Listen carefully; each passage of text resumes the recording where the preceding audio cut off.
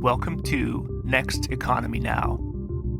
The goal of this podcast series is to highlight the leaders who are taking a regenerative, bioregional, equitable, democratic, racially just, and whole systems approach to creating the new economy. Hi, I'm Kevin Bayuk, a partner and worker owner at Lyft Economy. My guest today is Tom Szaky. Tom is the visionary CEO and founder of TerraCycle, a US-based company headquartered in Trenton, New Jersey, that has spent over 20 years dedicated to, as they say, quote, eliminating the idea of waste. Tom's unique journey began at age 4 when he left Hungary after the Chernobyl disaster and grew up in Canada, where a strong conservationist movement combined with his early fascination with the concept of waste ignited his passion for environmentalism. He dropped out of Princeton University to fully develop what would become TerraCycle, initially focusing on vermicompost before pivoting to tackle the world's most notoriously hard to recycle items like cigarette butts or soiled diapers and chewing gum. Today, TerraCycle operates in over 20 countries, recycling billions, that's billions, pieces of trash annually. Tom and his team have achieved R&D breakthroughs, which hopefully we'll learn about today. And more about Tom, he also helms Loop, L-O-O-P, a global circular shopping platform that's bringing reusable packaging to major retailers in markets like France and Japan. Really excited to have Tom on the show. Tom, welcome to Next Economy Now. Thanks, Kevin, for having me. Really appreciate it. Wonderful. Tom, I'm wondering if we could start with just hearing a little bit about your story. It's a question we ask all guests. What brought you to the work that you're doing these days? For me, it's really a combination, I think, of purpose, really specific around the environment, and love of entrepreneurship. You know, when I was growing up in Eastern Europe, it was still under the Iron Curtain, so entrepreneurship wasn't quite a thing. And then I had the privilege, really, of growing up in Canada, then later going to college in the US, which is the heartland of entrepreneurship. And so my first thing was I fell in love with the idea of entrepreneurship and that you can build an idea and through grit and creativity, maybe some luck, you can really change the world. For me, though, where that felt short was the way business is defined and taught is that its purpose is to maximize profit to shareholders. And I felt that felt short of what business does, which is it affects all these stakeholders, many of whom are not shareholders, the vast majority of whom are not shareholders. And so that led me to this idea early in the journey, like, you know, right around freshman year of college on how can that intersect be solved? How can business do good and be a business? And for me, the way I sort of thought about that is instead of profit being the purpose of business, maybe it is a critical and important indicator of health. If you're not profitable, you're going to die, right? And you're going to be not robust. You're going to be weak. All the things that sort of equate to having a bad, bad health. And inversely, if you're profitable, it's like having good health. You're going to flourish. You're going to grow. You're going to have longevity. All these very important things. But it's not the purpose, right? The purpose then can be, how does that business affect society and the planet? And that has been the essence. And for me, the focus point on that has been waste. It's just been a very, big fascination from a very early age. And I think it is because it is, of course, very purposeful to solve, but it's also a very modern idea. In the books I've written on garbage, it is, and it always comes around that it's invented in the 1950s, yet it's such a big issue. And it's filled with anomalies. It's not a natural concept, right? It is weird.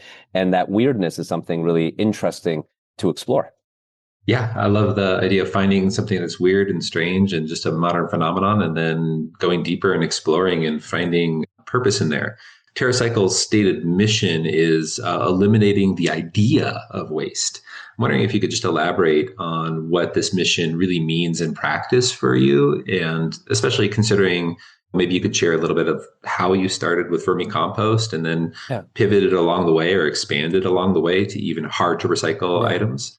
Yeah. For sure. So I think the mission to eliminate the idea of waste, which has been central to us at TerraCycle since the very beginning, speaks to this idea that it's a modern concept, right? That it's only 75 years old as an idea. It really came about in the 1950s because we invented materials that nature doesn't have systems for.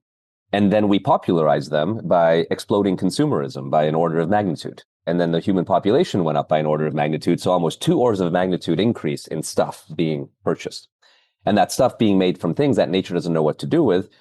And that equals the concept of waste. And eliminating the idea of it speaks to the idea that it's very new and should be an anomaly. It should be something that in our future does not exist because it didn't exist until just recently. Hopefully it's a blip, if you will, in society and in our history.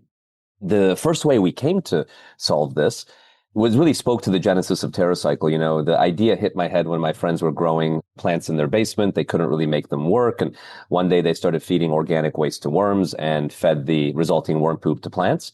And the plants started doing very well. That was, of course, highly inspiring. And that is what sort of created that seed of thinking about waste as a topic and really, thinking about it from an academic sense and discovering all this weirdness to it. And the weirdness is fun. I mean, isn't it weird that it's the only material that you pay to get rid of? No other material in the world has negative value other than garbage. The garbage industry is the least innovative industry in the world per dollar of revenue it enjoys by far because it is so undesirable. But isn't it odd that it is also the only industry that one day will possess everything you own? And 99% of what you buy will be property of a garbage company within a year. And I could go on. You see it's like this crazy weird that is really interesting, to then think about from a business standpoint on how to solve it. But nevertheless, because the idea came up through worm poop, that was the first idea, that came out. Let's be a consumer product company and let's take organic waste, feed it to worms, take the worm poop, liquefy it, package it in used soda bottles and sell it to retailers. And, that's how TerraCycle began. TerraCycle actually means earth cycle. The logo I drew originally as a worm, is very much baked in this concept of being a worm poop company. But we pivoted maybe about 4 years in, that's now 20 years ago, to focus on really how do we solve all forms of waste instead of being a consumer product company? Because if you're a consumer product company, your business hero is the product, and you're going to want to make the very best product. And even if you say it must be made from garbage, you're going to pick the very best of the garbage and then wouldn't really be dealing with anything. And so we shifted to make the business hero the waste, maybe about 4 or 5 years in, which really birthed what the company is today and its maturity. And so basically you had enough success with the consumer packaged good product that there was enough, say, revenue coming in and cash flow so that you could do some research and development and innovation. How did you choose the next things to tackle? Rather than, like you said, if the purpose is eliminating the idea of waste, you could have just maybe stuck with things that are easy or the best of waste streams that have the highest margin to turn into products or something like that. But you're tackling really challenging problems. Yeah. How did you do that selection process and how do you go about R&D and innovation? It's a really good question. And I would say the bounding question, to take a step back before jumping in, was to understand what makes something recyclable. And this is a very misunderstood point because most people project recycling as a public service, let's say like healthcare. And in healthcare, physicians even have the Hippocratic Oath, which means they must serve and provide service to anyone, irrelevant of their ability to pay. And so in the system like healthcare, if you have an ailment, let's say you're sick, and the cure exists, then you would expect it to be administered. And if the cure doesn't exist, is the only time you wouldn't expect it to be administered. And then the hope is that R&D innovation, a breakthrough comes at some point in time. And as a result, if you ask a lay citizen, why is a cardboard box recyclable and a toothbrush is not recyclable? They're going to say, well, because the cardboard box can be and the toothbrush cannot be. And a more sophisticated way to say the same thing is, the cardboard box has the infrastructure in the end markets to make it recyclable, while the toothbrush doesn't have the infrastructure or doesn't have the end markets, making it a question of, can you invent that? Can you solve that? Somehow invent the mousetrap that does something that didn't happen before. But the reality is very different. All waste management, all recycling services everywhere in the world are carried out by for-profit garbage companies. And there's no law, like a Hippocratic Oath, anywhere in the world that says those companies must recycle what you put in the blue bin. As a result, the way recycling works generally is what gets recycled is what is profitable to recycle. It's like urban mining garbage for value. And what doesn't get recycled is what costs more to collect and process, and the results are worse. So really what makes that cardboard box special is that you can make money recycling it. And in a free market, recyclers will emerge. Aluminum cans, precious metals, PET bottles, so on and so forth. You don't need to subsidize them or do anything or mandate it. It will just emerge because there's profit to be made. Inversely, 95% of the objects in our lives, and growing year over year by percentage, are not recyclable. But not because they can't be, but because they cost more to collect and process than the results are worth. So when we saw that, we said, look, we need to focus on where there are needs. So we only focus on the things that are not profitable to recycle. And as a result, the paramount question that has to be asked is, how do you get someone to pay for it? So if you want to see cigarette butts recycled, and we're almost at the point where we've collected and recycled 1 billion cigarette butts, the core issue to solve is who's going to fund it? Because on its own, it doesn't make any economic sense. Then when the funding has been established, then it's about how do we collect it, how do we process it, like that technical component. And there is R&D needed in some cases, but that's second to there needs to be the ability for someone to want to fund. And that is the essence of how do you recycle things that are not locally recyclable. Mm-hmm. Finding essentially the funding is what you're saying is like a critical success factor in there. It's the thing. Yeah, the thing, right? After that, you still have to figure some stuff out. You got to collect it all. You got to process it. Those are things that still need to be developed. But the critical question is the funding. There's nothing else. Yeah. And so how does TerraCycle think about that funding? Does TerraCycle find funding partners, or do you have enough cash capacity because you had this going concern of a great consumer packaged good product that was derived from waste that you were able to internally establish the funding to be able to tackle some of these other materials? Yeah. Or is it a combination of both? At the very, very beginning, it was the latter. Like we were able to, because we set up collection programs to collect the raw materials for our products. But where we are today is the way to do this. It has been to get funding from some stakeholder. That is what enables a waste stream to be turned on. Mm-hmm. And that funding can come from the manufacturers who made it. It could come from the retailers who sell it. It could come from the cities in which all that takes place. It could come from individual consumers. So if you go to our website today at TerraCycle.com, you'll see a bunch of free programs. Those aren't free because the waste is valuable. Those are free because someone's paying for it behind the scenes. Mm-hmm. Or you see paid programs where you can buy the service directly to recycle just about anything that you might be interested in. Wonderful. What are some of the examples, if you could share with listeners, about some of the R&D and innovation that you have done, both in terms of finding financing partners to make it more feasible to gather materials, but in some cases you're actually innovating on the whole cycle? Loop comes to mind, but in some cases you're looking at specific materials. I think shoes is an example. I wonder if you could share what's exciting to you, what's interesting, and what listeners might be surprised by what you've done. So there's, I think, 3 different questions there, right? One is, how do you get the funding? What are some of the interesting sort of R&D breakthroughs, and then more systemic breakthroughs like Loop, right? So if we think about funding, each waste stream is different. So what you need to find is people who disproportionately care about a certain waste stream. Let's just take cigarette butts for fun because we've been talking about it. Certainly the tobacco companies could be, because they're manufacturing it and their item ends up as litter. Could be tobacco retailers, like places where it's sold. But it could also be places that have high consumption. Cruise ships, casinos, Navy vessels are all examples that have very high consumption of tobacco for a variety of reasons. Those are the people, those are the different stakeholders we get the funding from. Then, operationally, we need to figure out how do we collect all that stuff. And what's interesting is in our homes, waste is very mixed in our garbage cans. Yeah. But that's the only place it's very mixed. In almost every other location in the world, it's very narrow. You go to a movie theater, it's just soda cups and popcorn packages and some confectionery packages and nothing else. In a tennis court, it's going to be tennis balls, tennis ball packaging, and maybe water bottles, and nothing else. And I can keep going. Every location around the world that is not our home, it's a very narrow amount of different things. Think about what goes in an office. It'll be pens and coffee capsules and snack wrappers, right? And so on and so forth. So then we need to figure out how do we get those locations to start collecting, and how we do it might be wildly different. We could do mail-in programs, retail programs, curbside pickup, tons of other options. And then to your second question, then we got to figure out how to do something with it. So we have a whole R&D center here, which really thinks about how do we break down the waste into its raw materials. So if it's cigarette butts, just because we've been chatting about that, we shred them, we sterilize them, we separate the ash tobacco paper and compost it and take the filter. And that's made from a plastic called cellulose acetate. That's turned into new products that can use that type of polymer. If it's something like toys, we're the world's leading toy recycler. We first manually separate the toys into their major categories like die-cast or plush or board games, all those different things. And then from there, shred them, sub-separate the materials through machinery, and then find new applications for those outputs.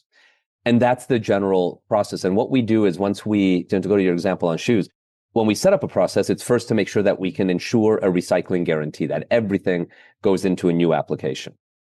Then once that exists, then it's about how to refine that and make that even more exciting. So with ASICS, for example, we launched for the Paris Olympic Games, their first shoe made from used shoes, which is an incredible R&D achievement. Or with pilot pens, we've done the world's first pen from used pens. Nature's Way Cosmetics, that's in Japan. We did the first cosmetic package from cosmetic packages. And the list goes on and on. And that's sort of where we try to get organizations to at the end.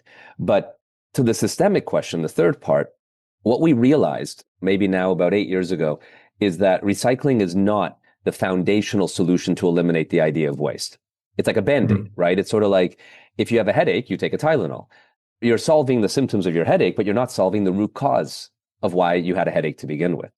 And recycling is more like the Tylenol. And we were thinking, well, what is more like the preventative? So you never have it to begin with. And we believe that is a learning from our past before garbage existed.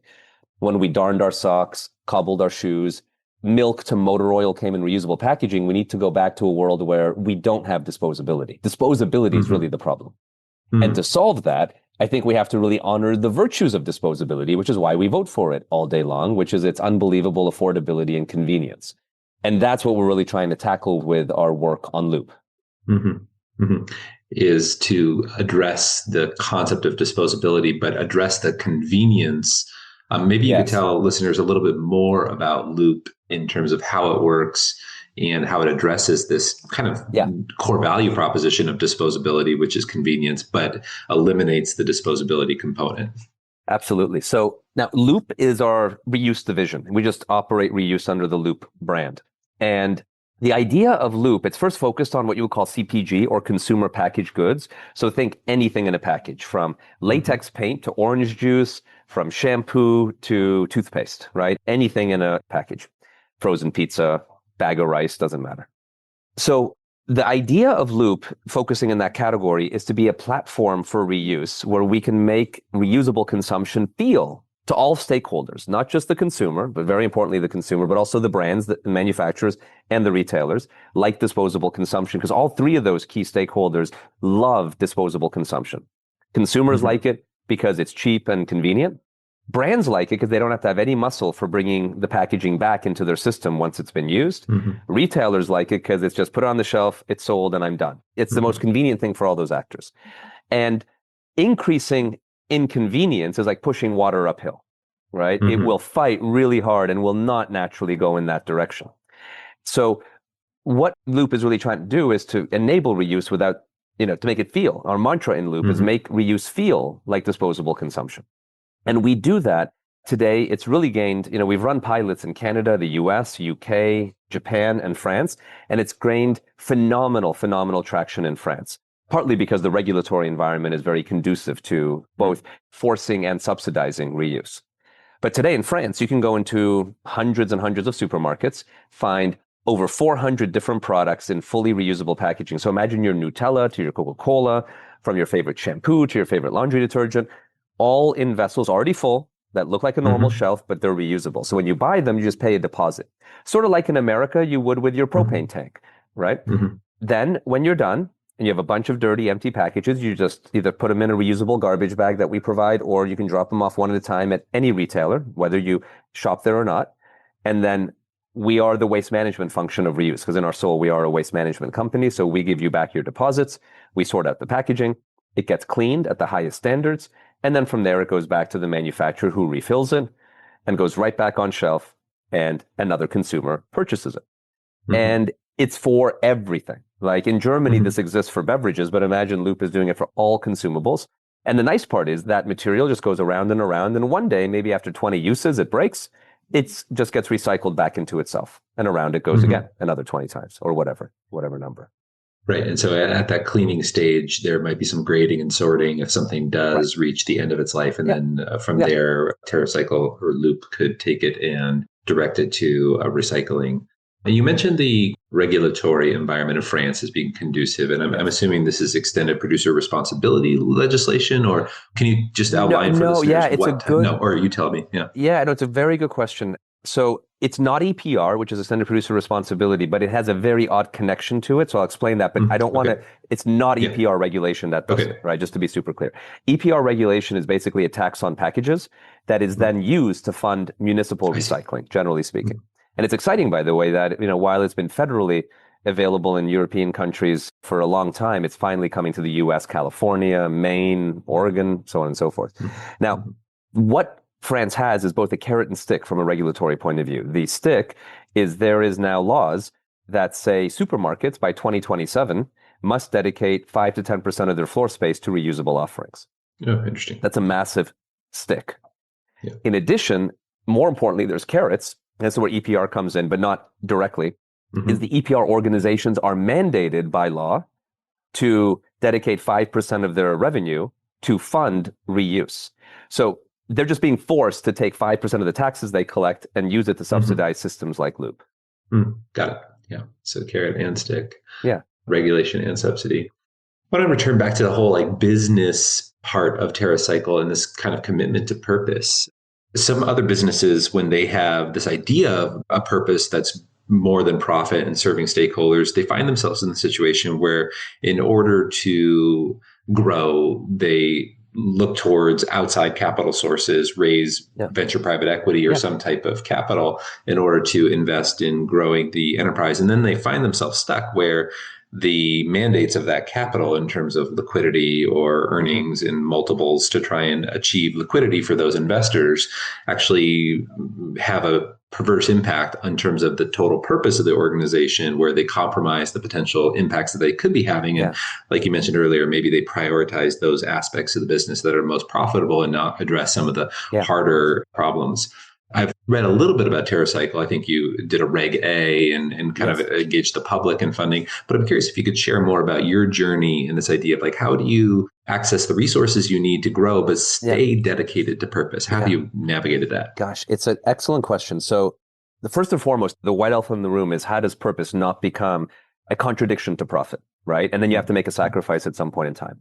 And I think in some business models, it's very present, that tension. And I would say it's very present in a classic business model. Like if, Kevin, you and I started, I don't know, pick any random object. We were now going to start making mugs, but we were going to make the most ethical, conscientious mug. We did everything perfectly. That's going to increase the cost of our mug relative to anyone who doesn't pay for those externalities effectively. And we're going to have this problem, especially if we raise capital. Some investors may say, I just want to see you guys make more profit on those mugs. So it is very present in classic models. Why I think we're a bit insulated from this issue is our entire business, the only service TerraCycle does, is how do we move waste up the hierarchy? How do we move it from being littered to managed, from being managed to recycled, from recycled to reuse? And that's the only thing we do. So as a result, we are more profitable, we have more revenue if we are more purposeful at the very same time. So we never have to make that sacrifice, if you will. That tension doesn't pop up because it is what people are buying from us. It is the reason we exist, right? And that allows us to not have this perverse tension, which is really important. And it also has benefited investors. You know, we've raised in our history globally probably just under $70 million from investors, and many of them have made really good returns. You mentioned the Reg A. We did a crowdfunding, which is the Regulation A financing in the US. I think it was between 2018 and 2020. Where we raised just under 20 million, those investors have already been paid around 20% of their invested capital in dividends. And the value of their equity is probably already like 600% higher. So if you invested $1,000 with us 5 years ago, you would have paid $200 or so in cash, and you still own all that equity, and that is only appreciated. In fact, apropos, just today, we launched another Reg A, it's called, to be technical, a CF. And we intend to later also do a Reg A where we're going to raise in the CF $5 million. Already in the first 24 hours, like 20% of that has already come in. So it's been really, really popular. And I think it has been popular because of how great the investors did the first time around. And then we'll transition that CF into a Reg A later as we go through with the SEC. And that should raise another, or have a goal to raise another 75 million. But it's like the investors have done really well. And what a nice feeling that you can not have that tension where you have to create these trade-offs that really are perverse. Exciting. So for our listeners who, I'm not sure when this will be released, Tom and I are talking in October 2025. And so this regulation crowdfunding offering sounds like it's very recent. And so it might, by the time you hear this, it might already be subscribed, but we'll see. But what I heard there, Tom, is that you've been able to stay committed to purpose, and in the purpose that you're doing, there's profit that's generated, and you've actually distributed portions of that profit to investors through dividends so that investors are actually seeing liquidity. so that TerraCycle doesn't feel some of the pressures that the hypothetical mug company might feel to have to exit or be sold and then or erode any of their potential hypothetical impact initiatives. Can you say anything that you're excited about in terms of what TerraCycle is planning? If you're bringing in more capital, I'm assuming there's more initiatives and it could be just growing what's already working, but I'm curious where your focus is heading. Certainly. I mean, where we are now is we are just under about 100 million in revenue, as mentioned in your introduction, operate in 20 countries and have about, say, 400 and change employees. We are naturally profitable and growing, so that's certainly happening. In Europe, we're very excited about where Loop will go. We are leading France as the largest reuse platform in the country and hope to not only continue to do that, but also expand to other Western European countries in the UK where these regulatory context is there for reuse.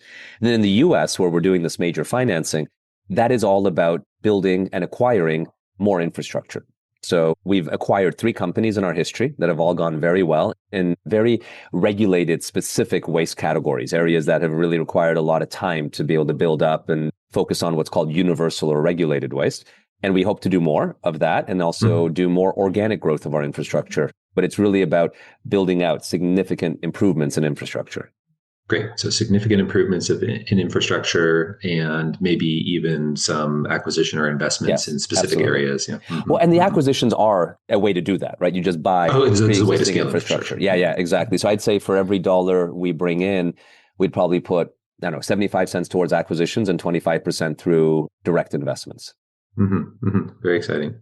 Just so listeners know, TerraCycle also has stakeholders of the community benefits as well, driving change, and there's donations and some of that work. I'm wondering if you could share with listeners some of the work beyond recycling and circularity where you're engaging in community so that listeners are aware of some of the efforts the company's doing there. The idea for us of being, and this has to go with not having these perverse tensions, in everything we do, we try to be highly purposeful, whether for the environment, our number one sort of focus, and then society, our secondary focus. And what we have found is that these choices are not trade-offs. I'll give you a number of examples. One is you're speaking to me in our global headquarters, which has been our headquarters since the beginning in Trenton, New Jersey. It's one of the poorest and most dangerous cities in the United States. And we're here, which gives us tremendous purpose. And people love supporting companies, that are trying to do what we do. We're, right in the center of the inner city. But why is it not a trade-off? Rent is incredibly cheap. It's a huge pool of talent. We have people who live in Manhattan all the way to Philadelphia and come work, very centrally located. The mayor, the governor, all the different political actors are really disproportionately supporting us and reaching out to make sure that we are successful. You get all this extra support because of that fierce purposeness. If I instead headquartered in Brooklyn, New York, none of that would exist and my rent would be through the roof, right? Another example is we set up a charity system where when you recycle with us, you get points, and then those can be converted to donations to any school or charity in the country where you recycled. We've donated tens of millions of dollars this way. And that has been a wonderful sort of social push because it's given funding to communities in need, but it is a key way to get people to recycle. Like it just all ties together really wonderfully. And so we, many times when we work with companies like Colgate, we encourage them, hey, let's recycle your toothpaste tubes and toothbrushes into things that benefit the community, like playgrounds. With just Colgate alone, we've donated 24 playgrounds to inner city schools. And all this purpose reinforces itself. It makes the executions better. It's not a trade-off. It's in fact a driver, like adding gasoline onto the engine. How does TerraCycle think about obviously there's an intersection with some of the big global issues in the polycrisis, things like climate change, as an example, biodiversity loss, and obviously circularity has some intersections, but I'm curious as a company, how do you think about those big global problems and your business? I'm just curious if that comes up in discourse of the company or in your vision or strategy. It's a good question. And this comes up both in environmental examples. You mentioned biodiversity loss, climate change, but it also comes up in social examples, like what's our position on Israel? What's our position on, Black Lives Matter, this sort of stuff. So it could be social, it could be environmental. We've made the decision that we are absolutely focused on what we know really well, which is circular economy. And so where we are very strong is on recycling, recycled content, reuse, those on litter, those sort of examples. From an environmental point of view, we validate that by doing those things, by moving from disposal to recycling or recycling to reuse, all the other environmental criteria are neutral or benefit, right? So by moving from recycling to reuse, that saves carbon. And we've validated that through tremendous amount of third-party work and reports. And the same in, biodiversity, but effects on water quality, all these different things. So we make sure that by focusing from an environmental point of view on circular economy, there is no negative effect, right? And that's what we've seen. It actually only gets better across all indicators. On the social side, and where we make opinions, right, is been focused entirely on just circular economy. We are not trying to be everything for everyone, right? So we don't make an opinion on any of the social examples I shared with you because we're not experts at that, and we want to only express ourselves where we really know what we're doing and can back that up. Got it. Curious if thinking of even longer term, so now 10-year or 20, 30 years for TerraCycle.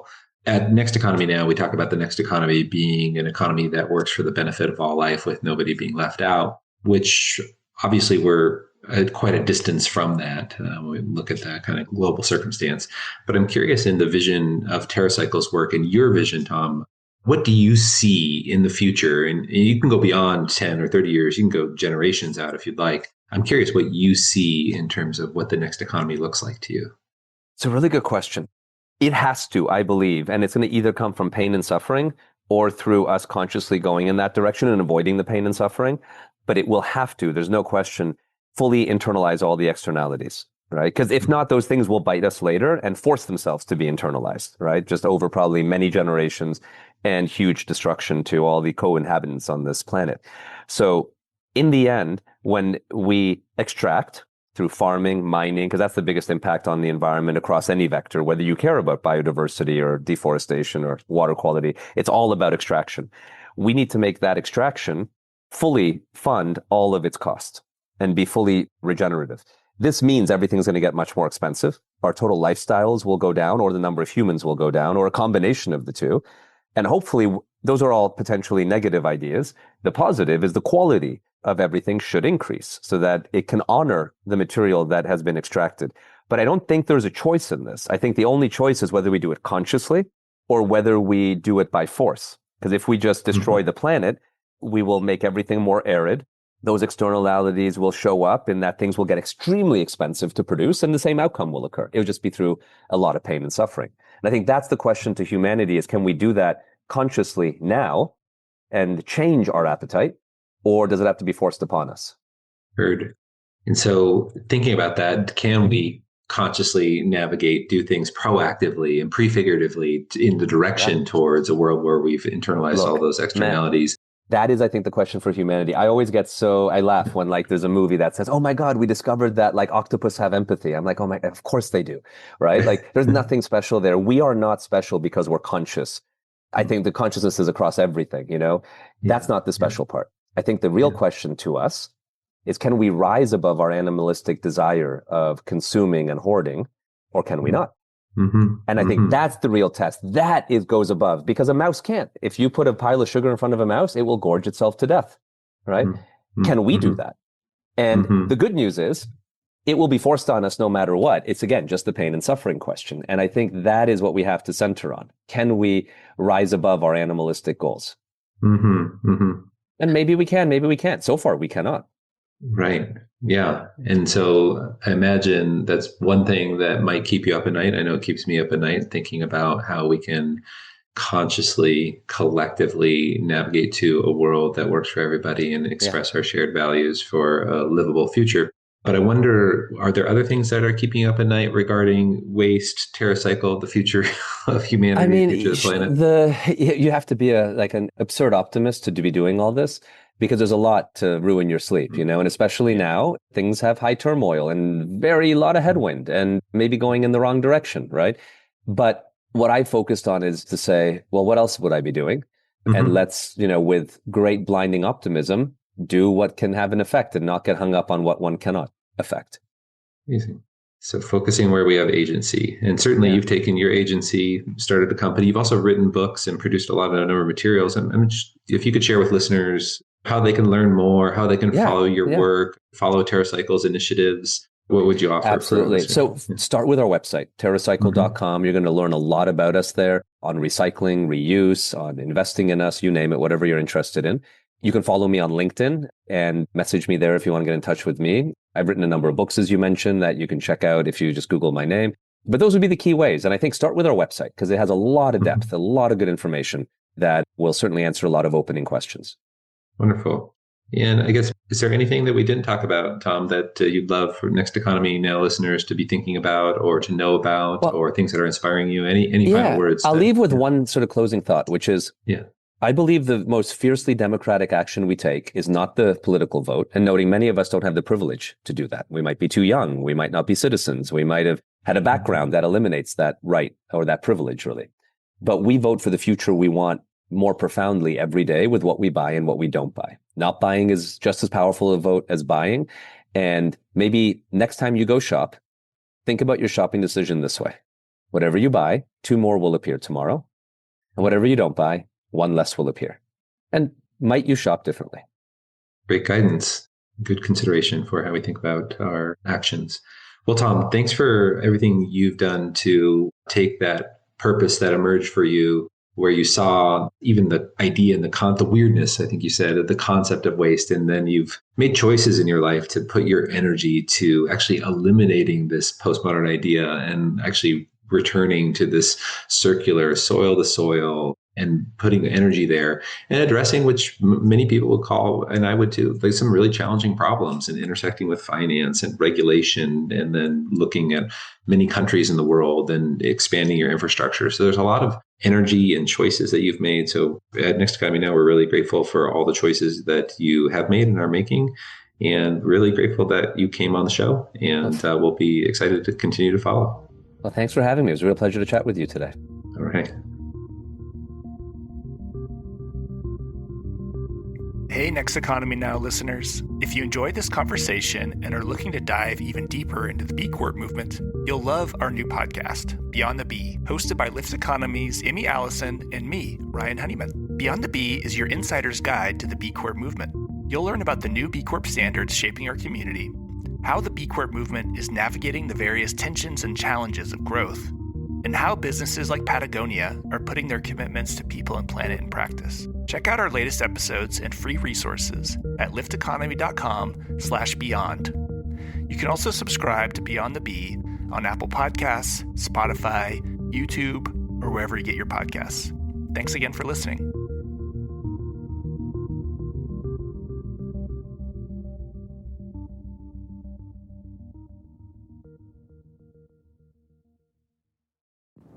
Thanks for tuning in to today's episode. Before you go, we wanted to let you know that our spring cohort of the Next Economy MBA begins on March 24th.